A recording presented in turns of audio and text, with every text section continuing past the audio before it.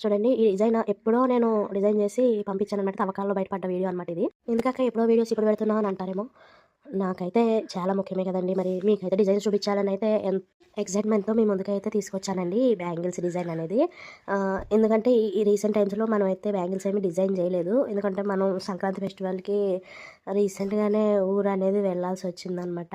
మీకు తెలుసు కదండీ! మనం కొత్తగా అయితే ఇల్లు అనేది కట్టుకున్నామండి. ఆ ఇంటి యొక్క కొన్ని ఆచారాలుంటాయి కదండీ! మరి కొత్త పండగ కొత్త ఇంట్లోనే చేసుకోవాలి అని చెప్పంటే వెళ్ళాల్సొచ్చిందనమాట.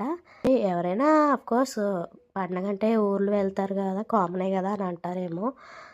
కొంచెం ఫైనాన్షియల్ ప్రాబ్లమ్స్ వల్ల వెళ్ళకూడదనైతే అనుకున్నామండి. కానీ అది కాస్త బోల్తా పడి వెళ్ళాల్సొచ్చిందనమాట. ఇంక ఊరు వెళ్ళామంటే ఇంకా ఖర్చుతో కూడుకున్న పని గదండీ మరి.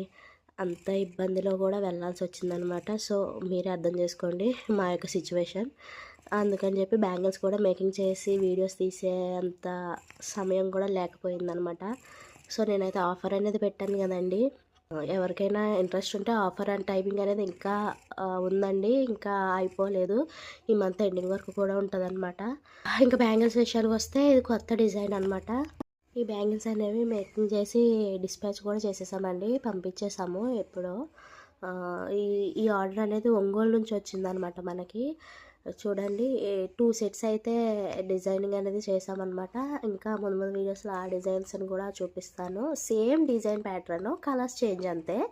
అక్క చెల్లెలకి అని చెప్పేసి చేయించుకున్నారనమాట. చూడండి ఇది 4 కట్ బ్యాంగిల్ అయితే తీసుకున్నాను నేను పర్పుల్ కలర్‌లో. ఏంటోనండి ఈ జీవితం. కొన్ని కొన్ని సార్లు అనిపిస్తూ ఉంటదనమాట. ఎందుకొచ్చింది ఈ జీవితం అని చెప్పి. మనకి ఏదైతే వద్దు అనుకుంటామో, యాక్సెప్ట్ చెయ్యలేకుండా ఉంటామో, అదే యాక్సెప్ట్ చేసేలా చేస్తదనమాట ఈ కాలం. విధి ఆడే నాటకంలో మనమైతే ఖచ్చితంగా బలి పశువులమేనండి. దీనికైతే నేను చాలా రిలేటెడ్‌గా ఉన్నాను ఈ సామెతకి. మీలో ఎంతమంది దీనికి రిలేటెడో నాకైతే కమెంట్ చేయండి. ఏదైతే మనకి ఇష్టం లేని విషయం ఉంటుందో, ఏదైతే మనకి వద్దు అని అనుకుంటామో, అదే వచ్చేలా చేస్తాడనమాట దేవుడు. అదే జరిగేలా చేస్తాడనమాట. కానీ ఒకటి మాత్రం నిజమండి.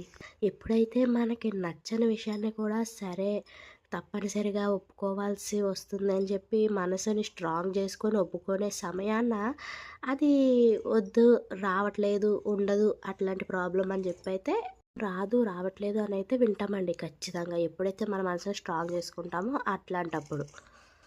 మీకు ఇలాగే జరిగిందా అండి? మీకు కూడా ఇలాగే జరిగితే నాకైతే కామెంట్ చేయండి. మీకు కానీ డిజైన్ నచ్చితే ప్లీజ్ అండి లైక్ చేయండి. అలాగే నా ఈ చిన్ని బిజినెస్‌ని ప్లీజ్ అండి సపోర్ట్ చేయండి.